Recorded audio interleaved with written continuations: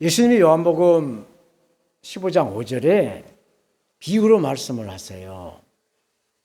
나는 포도나무요 너희는 가지니 저가 내 안에 내가 저 안에 있으면 이 사람은 과실을 많이 맺나니 나를 떠나서는 너희가 아무것도 할 수가 없다 라고 말씀을 하시죠. 이 포도나무로 비유하신 예수님께서 포도나무 그 가지로 비유한 성도는 예수님과 항상 함께 해야 열매를 맺는다라는 말씀을 하시죠. 요즘 포도나무는 포도 송이를 먹으면 이렇게 세 가지가 막 축축축축 자라나고 있는 것을 좀 보고 있습니다. 이 가지가 포도나무에 탁 붙어 있어야 아주 그냥 건강하게 쭉 자라서 열매를 풍성하게 맺어서 이제 8월 하순 9월 달에 우리가 맛있는 포도를 먹게 될 것이죠. 그렇다면 우리가 예수 그리스도를 믿는 저와 여러분들이 맺는 이 열매는 과연 무엇일까? 열매가 과연 무엇일까? 살아오신 이 예수 그리스도는 신성이 있고 또 인성이 있어요. 사람의 성격이 있고 하나님의 성격이 있다는 얘기예요. 그래서 우리가 신성은 닮아갈 수가 없어요. 그러나 예수님의 그 인성, 사람으로 오신 그 인성은 우리가 닮을 수가 있는 것이죠. 그래서 예수 그리스도의 그 인성, 예수 그리스도의 그 성격을 저는 그 열매다라고 보는데 그게 바로 성령의 열매다라고 저는 생각해요. 오직 성령의 열매는 사랑과 희락과 화평과 오래 참음과 자비와 양성과 또 충성과 온유와 절제다. 사랑과 희락과 화평, 오래 참음과 자비와 양선, 또 충성과 온유와 절제, 이러한 열매들은 나 혼자 맺는 것이 아니에요. 하나님과의 관계로, 또 성도들과의 관계로, 또 자기와의 그 관계로서 맺어지는 열매들이죠. 성도는 예수님과 잘 관계로, 포도나무 가지가 포도나무에 붙어 있는 것처럼 예수님과의 성도의 관계로 인해서 사랑의 열매, 희락의 열매, 화평의 열매를 맺을 수가 있는 것이고, 또 저와 여러분들 통해 다른 사람들을 통해서 오래 참음을 또 이렇게 자비의 열매를 양선의 열매를 맺어갈 수가 있을 것이고, 또 나 자신을 통해서 충성할 수 있고 온유할 수 있고 절제할 수 있는 이러한 열매를 맺어가는 것이죠. 이게 바로 예수 그리스도의 성품, 예수 그리스도의 인격을 닮아가는 것이죠. 그런데 이 성령의 열매를 맺을 수 있는 분명한 방법은 육체의 일을 벗어나야 성령의 열매를 맺을 수 있다라고 성경은 말씀합니다. 갈라디아서 5장 19절 이하에 보면 육체의 일은 분명하다라고 말씀했어요. 사람의 일은 분명하다, 뻔하다는 얘기죠. 곧 음행과 더러운 것과 호색과 우상숭배와 주술과 원수 맺는 것과 분쟁과 시기와 또 당짓는 것과 분열과 또 이단과 투기와 술 취함과 방탕함과 또 그와 같은 것들이라. 그러니까 못된 것들은 다 사람에게서 나온다는 얘기죠. 그래서 전에 너희에게 경계한 것 같이 경계하노니 이러한 일들을 하는 자들은 하나님의 나라를 유업으로 받을 수가 없다라고 말씀을 해요. 이 성령의 열매를 맺어야 하나님의 나라를 누리면서 우리가 천국에 갈 수가 있다는 말씀이죠. 그런데 이 육체 열매, 이 세상적인 열매를 맺는다고 한다면 이것이 천국이 아니라 지옥으로 간다라는 말씀이세요. 그래서 오늘 본문도 이 사도 바울은 고린도 전서를 이제 마무리하면서 천국을 가기 위한 마지막 당부를 하고 있어요. 오늘 본문에서 말씀한 깨어있어라, 모든 일을 사랑으로 행하라, 주님의 일에 헌신한 자들을 알아주어라 라고 신신당부를 하죠. 그래서 당부라는 제목으로 예수 그리스도를 증거하겠습니다. 첫째로 믿음에 깨어 믿음에 서서 굳게 남자답게 강건하라. 깨어 믿음에 굳게 서서 남자답게 강건하라 말씀을 하시죠. 13절에 고린도전서를 이제 마무리하면서 결론적으로 깨어 믿음에 굳게 서서 남자답게 강건하라, 이 말씀이 무엇일까? 무엇을 의미하면서 이렇게 사도 바울이 고린도 교회에게 말씀을 편지를 보냈을까? 그동안 고린도 교회는 여러 가지 문제들로 인해서 그 문제를 해결하기 위해서 3차 선교 에베소에서 살아가고 있는 이 사도 바울에게 상담을 이렇게 주고받는 피드백을 하고 있었어요. 그 가운데 가장 심각한 문제는, 이 고린도 교회에서 가장 심각한 문제는 이 분쟁이었어요. 분열. 바울파, 아울로파, 베드로파, 그리스도파. 자기들이 성도들이 좋아하는 목사들을 따라가는 거예요. 추종하는 거예요. 아니야, 나는 사람으로 이 목사들을 추종할 수가 없어. 사람으로 신 예수 그리스도를 추종해야지. 어떻게 사람을 추종하냐. 그리스도를 추종한다라고 해서 이 교회는, 이 고린도 교회는 하나가 되지 못하고 4분 5일로 이렇게 분쟁을 하고 이렇게 막 다투고 이러한 지경에 있었던 것이죠. 오늘날도 똑같은 추세가 있습니다. 이 고린도 교회 당시 거의 2000년 전의 상황만 있는 게 아니에요. 오늘날도 똑같아요. 교회는 교회대로, 세상은 세상대로 자기가 추종하는 세력에 딱 붙어서 이렇게 살아가고 있는 모습을 우리가 보고 있어요. 그래서 우리나라에는 자유대목이잖아요. 자유대목인데도 저 북한에 공산주의 이빨갱이 김일성의 그 가문을 추종하는 이 주사파, 주체 사상을 따르는 사람들이 상당히 있어요. 고린도 교회는 이러한 분파 외에도 또 은사 문제, 우상의 숭배를 하고 그 재물을 먹느냐 마느냐는 문제, 또 사도 바울의 사도권이 정통이냐 아니냐, 뭐 이러한 시비라는 문제들로 이렇게 가득했었죠. 그래서 문제에 빠져 있으면 그 문제가 또 다른 문제를 낳기 때문에 바울은 그 문제를 벗어나기 위해서는 깨어나라 라고 명령어로 말씀을 하고 있어요. 사랑하는 여러분, 깨어나시길 바랍니다. 잠언서 기자는 게으른 자여 내가 어느 때까지 눕겠느냐, 내가 어느 때에 잠이 깨어서 일어나겠느냐 라고 말씀하시죠. 깨어나라는 거예요. 깨어나라. 예수님도 제자들에게 시험에 들지 않게 깨어서 기도하라. 마음에는 원이로되 육신이 약하구나 라고 하면서 제자들에게 말씀을 하셨어요. 그래서 그러므로 깨어 있어라. 어느 날에 너희 주가 임할는지 너희가 알지 못함이니라. 너희도 아는 거로 도적이 어느 시간에 올 줄 알았다라고 한다면 깨어 있어서 그 집을 뚫지 못하게 지켰으리라마는 그런즉 깨어 있어라. 너희는 그날과 그 시를 알지 못한다. 항상 깨어 있어야 한다는 말씀을 하고 있어요. 우리는 항상 깨어 있어야 될 줄로 믿습니다. 오늘 본문에도 깨어 믿음에 굳게 서서 말씀을 해요. 깨어 믿음에 굳게 서서. 그러면 믿음이 무엇이냐? 교회 오래 다니는 성도님들, 직분자들에게 믿음이 뭡니까? 라고 하면은 딱 부러지게 믿음이 뭐다라고 딱 드매를 표현하는 사람들이 별로 많지 않아요. 믿음은 바라는 것이에요. 바라는 거. 뭘 바라냐? 무엇을 바라냐 이거죠. 뭘 바라? 복권을 바라보느냐? 세상을 바라보느냐? 요즘 막 청와대에 막 개장을 했기 때문에 청와대를 바라보느냐? 아니라는 것이죠. 예수 그리스도, 천국을 바라보는 것이죠. 사람으로 오신 예수 그리스도, 하나님이신 예수 그리스도, 우리의 구세주 예수 그리스도를 바라보는 것이 바로 믿음인 줄로 믿습니다. 예수님 말씀하세요.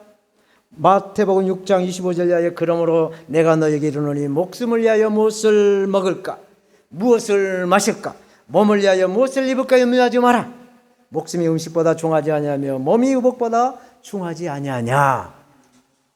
공중에 저 날아다니는 새를 봐라. 심지도 않고 거두지도 않고 또 창고에 모아들이지도 않되 너희 천부께서 기르시나니 너희는 이들보다 더 귀하지 아니하느냐. 너희 중에 누가 염려함으로 너희 키를 한 자나 키울 수 있는 사람이 누가 있느냐. 또 너희가 어찌 의복을 위하여 염려하느냐. 들의 백합화가 어떻게 자라는가 생각해 봐라. 수고도 않고 심지도 않고 풀도 매여 주지도 않아도 다 꽃을 피지 않느냐라고 말씀을 하시죠. 그러나 내가 너희에게 말하노니, 예수님 말씀이에요. 솔로몬의 그 모든 영광으로도 입은 것이 이 꽃 하나만 갖지 못했다라고 말씀을 하세요. 오늘 있다 내일 아궁이에 던지는 이 들풀도 하나님이 이렇게 입히시거든 하물며 너희일까 보냐. 믿음이 적은 자들아, 이러므로 염려하여 이르기를 무엇을 먹을까, 무엇을 마실까, 무엇을 입을까, 이거 하지 말라는 거예요. 이는 다 이방인들이 구하는 것이다. 너희 천부께서 이 모든 것들, 너희의 필요를 다 아신다. 너희는 먼저 그의 나라와 그의 의를 구하라. 그러면 이 모든 것을 너희에게 더하시리라 말씀하셨어요. 그의 나라가 바로 하늘나라 천국인 줄 믿습니다. 천국의 주인이신 예수 그리스도가 바로 의예요. 의. 이 오를 의자 한자를 이렇게 분석을 해보면 양양자 밑에 나자로 되어 있어요. 그래서 그게 오를 의자, 의인이 되는 것이죠. 우리는 예수 그리스도를 믿어서 의인이 됐습니다. 죄인이 아니라 의인이 됐어요 이미. 그러므로 의인의 그 의자가 양양자 밑에 나자, 예수 그리스도를 받들고 섬기는 내가 되어야 의인이 된다라는 그 오를 자의 그 뜻이 들어있어요. 그래서 저와 여러분들께 늘 깨어 있어야, 믿음으로 깨어 있어야, 말씀으로 깨어 있어야, 기도로 깨어 있어야, 항상 깨어 있어야 사단 마귀가 나를 공격해도, 시험이 와도, 고난을 당하도, 어려움을 당해도 이길 수 있는 믿음이 생겨날 줄로 믿습니다. 다음에 남자답게 강건하여라 말씀하시죠. 이 말씀은 당시 2000년 전 사도 바울 당시의 문화적인 배경의 힘을 상징하는 말씀이세요.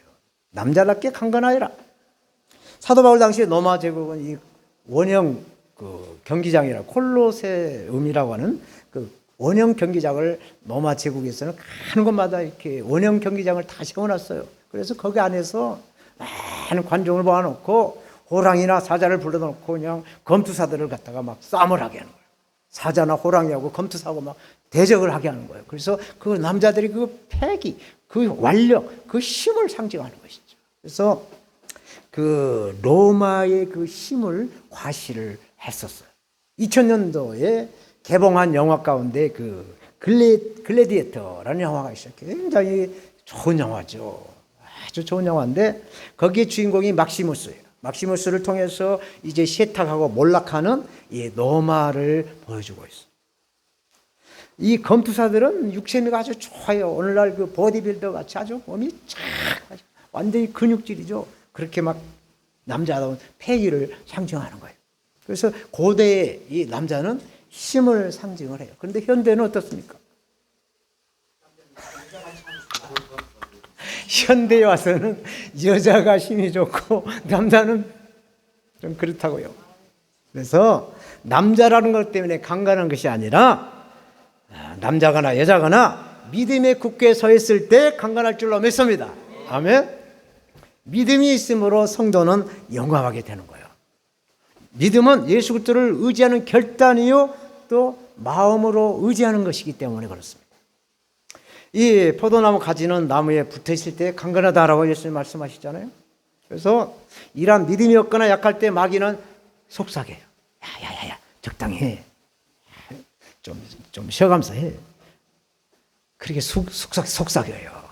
저 사람들 저 교회도 안 다녀도 저리 잘하잖아. 이렇게 적당히 하라고 그래. 그래서 마귀가 솔깃하게 그 말을 하니까 아유 이제 나도 좀 적당히 한 주, 두 주씩 걸러가면서 좀 교회도 오지 라고 생각이 든다고 한다면 사탄아 물러가라. 이 못된 사탄아 나사렛 예수 이름으로 나가 쫓아버려야 될 줄 믿습니다. 우리는 예수님이 마귀를 멸하러 오셨기 때문에 우리는 예수를 믿는 하나님의 자녀로서 이 사단 마귀 악한 것을 예수 이름으로 퇴치하는 그런 권세를 받아 누려야 돼요. 믿음의 아버지라고 불리는 아브라함은 100세가 되어서 얻은 아들을 이삭이라고 하는데 이 이삭을 하나님이 야, 너 걔 나한테 번제로 바쳐. 아이고 하나님 웬일이요? 라고 하지 않고 그래요? 그 다음날 자기 부인한테 사라에게도 얘기도 않고 그냥 곧장 이삭과 둘이 그냥 장작을 짊어지고 모리아산에 올라갔잖아요. 올라가서 칼을 쫙 해가지고 탁 찔러서 잠깐 쓰다 하면서 하나님께서 그 아브라함의 믿음을 보시고 여호와 이레를 선포하신 거예요. 그래서 아브라함은 그 믿음의 그 실천을 행함으로 인해서 열국의 아버지, 믿음의 아버지라는 칭호를 받게 된 것이죠. 그래서 오늘날도 우리가 아브라함을 통해서 복의 근원이 되고 복을 받는 축복의 기름길이 된 것입니다. 또 다윗도 보면 믿음에 아주 굳게 선 자예요. 다윗은 어린 소년일 때 블레셋의 그 전쟁 영웅이라고 불리는 골리앗을 만나게 돼요. 이스라엘 군대가 골리앗 때문에 벌벌벌 떨고 그냥 막 무서워서 그냥 두렵고 떨고 막 이러고 있을 때 다시 이 골리앗을 만나게 돼요. 이 소년 달리앗과 전쟁의 영웅 골리앗이 이제 1대1로 맞서게 되는데 골리앗은 갑옷을 쫙 입고 칼과 창으로 나갑니다. 그러나 다윗은 믿음 하나 가지고 무장도 하지 않고 믿음 하나 가지고 물매 하나에 돌멩이 5개를 가지고 주머니 넣고 나가는 거예요. 그래서 이 다윗이 선포를 합니다. 골리앗을 향해서 뭐라고 말하냐? 너는 칼과 창과 단창으로 내게 오지 마. 나는 만군의 여호와의 이름으로 내게 나간다. 여호와께서 너를 내 손에 넘겨 목을 베게 하여 여호와의 힘이 칼과 창에 있지 않게 한 것을 보여주리라 하고 선포하죠. 이 다윗은 평상시에 양을 지키기 위해서 이 사자나 이 곰이 와서 막 양들을 잡아먹으려고 할 때 이 막 계속 물리쳤던 그러한 그 평상시 그 해왔던 그대로 이 골리앗을 향해서 물맷돌을 한 번 탁 쏘니까 이 정통으로 아주 거기 맞아가지고 한 방에 쓰러뜨려 버렸잖아요. 그래서 달려가서 골리앗이 차고 있던 그 긴 칼을 뽑아가지고 골리앗의 목을 확 베어버리는 거예요. 이렇게 믿음이 있게 되면 담대해졌어. 천하의 무적 골리앗도 죽일 수 있는 이런 다윗처럼 저와 이런들도 영맹스럽게 될 줄로 믿습니다. 남자다운 패기에 믿음이 더한다면 이보다 더 좋은 조합은 없을 것이에요. 제가 준 사탕을 이때 하나씩 넣으세요. 문카풀이 세계에서 가장 무거운 거니까 사탕을 하나 넣으시면 좋아요. 두 번째로 너희 모든 일을 사랑으로 행하라 라고 14절에 말씀하세요. 요즘 저는 치과 치료를 받고 있어요. 음식을 먹는데 씹어먹기가 아주 불편해서 치과를 갔더니 원장이 저에게 말해요. 아니 뭐 이렇게 피곤한 일이 있으시냐고. 피곤한 일이 있죠. 그렇구나. 이 피곤하고 이렇게 피곤이 누적이 되면 이 피곤을 통해서 면역력이 떨어져 가지고 이 바이러스가 우리 인체의 가장 약한 부위를 막 공격한다는 얘기예요. 그래서 이 고린도 교회에도 사탄은 아주 가장 약한 것을 찾아서 공격을 해요. 교회에 파벌을 짓고 은사를 자랑하고 육신의 정욕, 안목의 정욕, 이생의 자랑을 일삼는 거예요. 그리고 다른 사람들을 판단하고 정죄하고 뭐 이런 일을 하는 것이죠. 이게 약한 거거든. 막 자랑할 거 있으면 막 간질거려서 막 견딜 수가 없고 또 남한테 막 지적을 하면 막 근질근질해서 참을 수가 없고 이게 약한 거거든요. 그래서 막 이걸 자꾸 건드려요. 그래서 자꾸 이렇게 하게 하는 것이죠. 그래서 지금까지 사도 바울은 훈계도 하고 책망도 하고 이렇게 했지만 이제 오늘 마지막 결론적인 방법을 말씀해 주고 있어요. 너희 모든 일을 사랑으로 행하라. 너희 모든 일을 사랑으로 행하라는 거예요. 이렇게 사랑으로 이렇게 사탕을 주는 거예요. 아멘. 할렐루야. 신앙생활의 핵심은 하나님을 사랑하시고 또 이웃을 사랑하는 것입니다. 이것이 바로 십자가의 사랑인 거예요. 아까 우리가 동영상 봤잖아요. 예수님의 그 사랑은 그렇게 하는 거라는 거죠. 그래서 이 사랑이 우리의 삶의 기준이 돼야 된다. 우리의 삶의 기준인 것입니다. 사랑으로 행하지 않으면 그 어떤 것도 아무런 유익도 없고 또 의미도 없다라고 성경은 말씀하죠.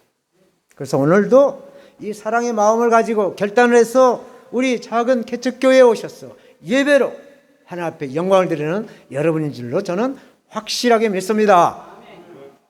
고린도전서 13장 사랑장이라고 하는 말씀에 1절 3절 이렇게 말씀하세요. 내가 사람의 방언과 천사의 말을 할지라도 사랑이 없으면 소리나는 구리와 울리는 꽹가리가 되고 내가 예언하는 등이 있어 모든 비밀과 모든 지식을 알고 또 산을 옮길 만한 모든 믿음이 있을지라도 사랑이 없으면 아무것도 아니요. 내가 내게 있는 모든 것으로 구제하고 또 내 몸을 불사르게 내어줄지라도 사랑이 없으면 내게 아무런 유익이 없다라고 말씀을 하죠. 사랑하는 여러분, 우리가 신앙생활 할 때 분별하는 거, 구별할 것이 있어요. 이건 분명히 구별해야 돼요. 본질인가 비본질적인 건가, 본질인가 비본질인가, 이것을 구별할 줄 알아야 됩니다. 그래서 우리의 믿음이 흔들리지 않아야 되는 거예요. 그래서 본질적인 것은 누구에게도 누가 뭐라고 해도 고수해야 돼요. 지켜야 되는 거예요. 그러나 비본질적인 것은 양보하고 져주면서 이렇게 가는 것이죠. 왜 그렇습니까? 이 본질적인 문제는 하나님과의 관계예요. 그래서 하나님과의 관계에 대해서는 눈에 칼이 들어와도 막 지키는 믿음을 지켜야 되면 그래야 우리가 천국으로 직행을 할 수 있는 거예요. 그러나 비본질적인 거 있어요. 아유 그래, 아유 형님 먼저, 아우 먼저 이렇게 저렇게 막 져줘가면서 양보해줘가면서 서로 이렇게 배려해갈 때 서로 간의 관계가 회복이 되고 좋아지는 것이죠. 그래서 사랑은 주는 것이다 라고 말을 하죠. 성경의 전체적인 이 내용을 쫙 줄여서 구약과 신약을 싹 줄이면 딱 한 단어, 사랑이 남아요. 사랑. 하나님의 사랑이 남죠. 그래서 하나님은 독생하신 예수님을 세상을 사랑하셔서 이 세상에다가 2000년에 아낌없이 보내주신 것이죠. 아멘? 아낌없이 주는 나무라는 이 동화책이 있어요. 아낌없이 주는 나무. 예. 거기 내용을 보면 한 나무가 있었어요. 근데 이 나무는 한 소년과 친구가 되어서 이렇게 숨바꼭질을 하면서 이렇게 잘 놉니다. 근데 이 소년이 이제 성장을 해서 청년이 됐어요. 그래서 이제 나무와 함께 이제 놀지 못하고 있다가 청년이 돼서 나무에게 와요. 그러니까 나무가 예전에 생각을 했어. 야, 우리 다 이렇게 숨바꼭질 놀자. 그러니까 이 청년이 야, 나 지금 놀 기분은 아닌데 내가 지금 나한테 돈이 필요해. 나무에게 돈이 필요하다는 거예요. 그러니까 나무가 가지고 있는 그 열매들을 줘서 이거 갖다 팔아서 써 하고 열매들을 막 주는 거예요. 그리고 또 얼마 있다 가끔씩 나타났어. 나는 집이 필요해. 나는 배가 필요해. 그래, 내 가지 떼어가. 내 몸뚱아리 떼어와서 배 만들어. 그래서 자기 몸을 다 준 겁니다. 그래서 이제 이 소년이 청년이 되고 세월이 가서 노년이 됐어. 노년이 되었고 나무에게 와서 그 구루터기 몸뚱아리는 다 그 소년에게 주고 구루터기 몸뚱아리 다 주고 이제 구루터기 앉아서 쉬고 있는 거예요. 그 쉬고 있는 그 노인에게 이 나무는 내가 지금까지 내 모든 것을 너에게 줘서 나는 행복했다. 내 거 내놔라고 하지 않고 나는 너를 줘, 내 몸을 너에게 줬기 때문에 나는 행복하다. 라고 이 나무는 이 소년을, 이 노인을 사랑했다라는 얘기죠. 이렇게 아낌없이 주는 나무처럼 우리도 주는 자가 복될 줄로 믿습니다. 마지막으로 이 주의 일에 수고하는 모든 자들을 본받으라 라고 말씀하시죠. 15절 6절 봅니다. 형제들아, 스데바나의 집은 곧 아가야의 첫 열매요 또 성도 섬기기로 작정한 줄을 너희가 아는지라. 내가 너희를 권하노니 이 같은 자들과 함께 일하며 수고하는 모든 자들에게 복종 본받으라 라고 말씀을 하세요. 아가야는 고린도 지방의 수도입니다. 그래서 사도 바울이 고린도에 들어와서 첫 열매로 이 스데바나가 예수 그리스도의 복음을 받아들여서 신실한 성도가 돼요. 고린도 교회의 첫 열매예요. 그래서 사도 바울은 고린도전서 1장 16절에 스데바나 집사람에게 세를 베풀었고 그 외에는 다른 사람 아무에게도 세를 베풀지 않았다라고 말씀을 하시죠. 그러니까 사도 바울이 첫 열매, 고린도에 와서 첫 열매로 맺은 이 스데바나 가장을 엄청나게 신앙교육을 시키고 사랑하고 애지중지 여겼다라는 것이죠. 잠깐 제 이야기를 좀 드리겠어요. 저는 인생 나이 30대 중반에 예수 그리스도를 영접하고 믿음을 갖게 되었어요. 저를 하나님께서 택하시고 하나님의 자녀를 삼기 위해서 많은 선도자를 저에게 보내주셨어요.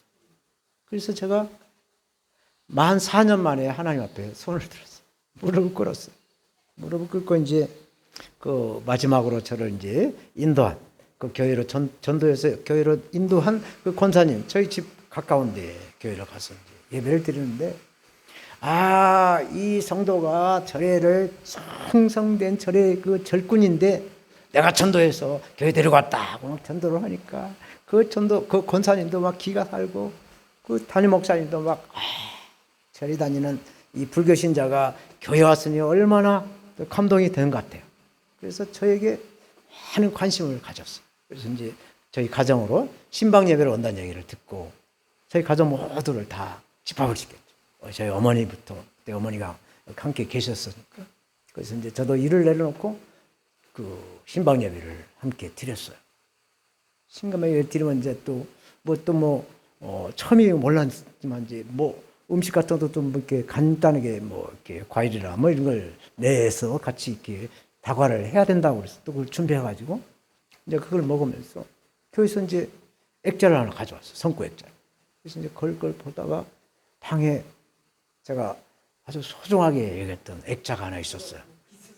그 액자가 뭐냐면 서경보 스님이라고 하는 세계에서 박사기가 가장 많은 스님이 있었어요. 우리나라에 지금 1996년도에 돌아가셨는데 35개인가 6개의 그 박사기를 가진 서경보 스님이 직접 자필을 그린 달마대사의 그림이 큰 사진, 그 액자로 있었어요. 그걸 제가 절에서 충성하니까 절에 스님이 저에게 선물을 줬는데 방에다 딱 걸어놓은 것을 과감하게 떼서 버려버리고 그 교회 복음 액자를 딱 하니까 목사님이 또 그걸 보고 감동을 한 거예요. 그래서 부흥사 떼버렸죠. 떼서 버려버렸어요. 그래가지고 그 부흥사 목사님이기 때문에 가는 데마다 제 이야기를 한다는 얘기를 들었어요. 그리고 그 목사님이 저를 얼마나 신앙교육을 하는지, 대표기도 틈만 나면 대표기도 시키고, 또 주일학교 교사, 성가대 막 다 해서 그 보살핌으로, 그 은혜로 제가 지금 이 자리에 서 있는 것입니다. 주의 종이 된 거예요. 이렇게 사도 바울의 신앙훈련과 세례를 받은 스데반하고 그 가족은 얼마나 고린도 교회에 충성을 했는지 저는 가히 짐작하고는 남아요. 목회자와 성도 가족이 힘을 보태서 이 교회를 세워가는 큰 영광이 된 것이죠.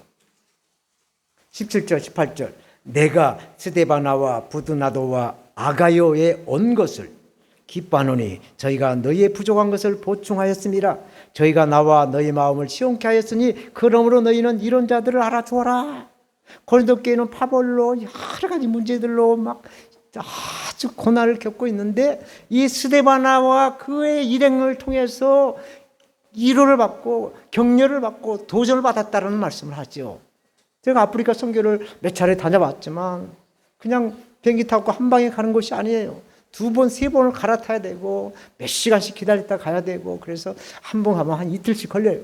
그래서 막 선교하면 또 맨몸은 가는 거 아니잖아요. 뭐 약도 가져가고 뭐 또 옷도 가져가고 뭐 필요한 것도 가져가서 그 무거운 것을 가지고 갔다가 무사히 도착했다고 또 본국에 전화하면은 안심하고 이렇게 하는 것처럼 그 사도 바울 당시에도 그 고린도 교회에서 에베소로 그 혼자 몸뚱이랑 갔겠어요? 그 선교 물품을 막 가져왔겠죠. 그래서 또 밤에 잠을 자겠어요. 물품이 있는데 도둑들이 많기 때문에 지금도 우리나라는 이 소매치기가 없지만 이태리나 이 유럽에 가면 소매치기가 굉장히 많습니다. 여행을 하서 오면 소매치기 조심하라고 하지만 아주 당부를 해요. 그때도 막 그 짐을 훔쳐가기 때문에 그거 지키느라고 밤잠을 못 치고 그 선교에 그 사도 바울에게 왔던 고린도에서 에베소로 갔던 그 사람들 보고 아주 그 마음을 시원하게 했다. 아주 기뻐줬다라고 이렇게 말씀을 하고 있는 것이죠. 이렇게 사도 바울이 에베소에서 선교 사역하고 있는 곳에 고린도 교회 첫 열매 스데바나가 혼자 오지 않고 또 동역자 2사람과 함께 짐을 지고 무사히 도착을 했으니 정말 고린도 교회 그 모든 문제들이 다 그걸로 인해서 덮어진 것 같은 그런 시원함을 느꼈다. 그러니 이런 사람들을 본받고 이런 헌신한 자들을 알아줘라 라고 중복해서 주라고 당부를 하고 있는 것입니다. 이제 사랑하는 여러분, 말씀을 맺겠어요. 사람에게는 세 종류의 보는 눈이 있어요. 똑같은 이 눈이지만 이 보는 눈에 따라서 달라요. 첫 번째 눈은 뭐냐? 육안의 눈입니다. 육안의 눈은 있는 그대로 보는 거예요. 아, 이건 꽃이구나. 아, 이건 또 이파리만 있네. 아, 저건 나무네. 뭐 이렇게 있는 그대로 보는 눈이 바로 육안의 눈이죠.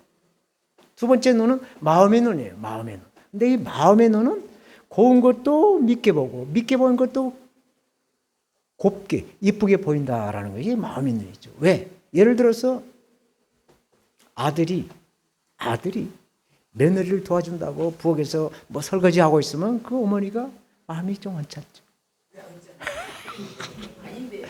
그 특별한 사람 말고. 그런데 사이가 딸을 도와주면 그렇게 예뻐 보인다는 얘기죠. 이게 마음의 눈이라는 얘기예요. 보통 그래요. 하여튼간에. 그래서 이게 마음의 눈은 미운 것도 곱게 보고 곱게 본 것도 믿게 보는 것이 마음의 눈. 또 다음 눈은 뭐냐? 이것은 바로 영원한 세계를 바라볼 수 있는 그 믿는 영적인 눈, 영안이 바로 이 눈이 있죠. 영안의 눈. 육신의 눈은 또 마음의 눈은 다른 사람이나 사물을 보는 있는 그대로 보는 눈이에요. 그래 이 타자의 눈이라고 해요.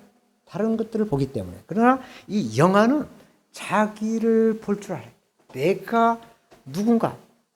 너 자신을 알라고 소크라테스도 말한 것처럼 내가 어느 위치에 있는가, 나를 볼 수 있는 눈이 있어야 주님을 볼 수 있다라고 말하는 거죠. 이게 영안이라는 얘기죠.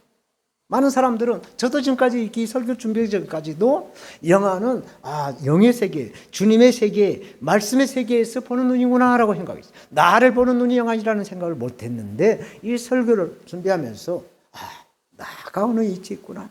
나를 통해서 주의 사역을 볼 수 있는 눈. 이게 바로 영안이다라는 걸 깨닫게 되었습니다. 오늘 본문에도 이 세 가지 눈으로 바라보는 세계관을 당부를 하고 있어요. 첫째로 깨어서 믿음에 굳게 서서 남자답게 강건해라. 또 너희 모든 일을 사랑으로 행하라. 또 스데바나 이거 열심을 본받아라 라고 말씀하고 있잖아요. 그래서 어디서 와서 왜 살며 어디로 가는가? 그 길을 성령으로 찾아가시는 저와 여러분들이 다 되시기를 부활하신 주 예수님의 이름으로 축원합니다. 축원합니다.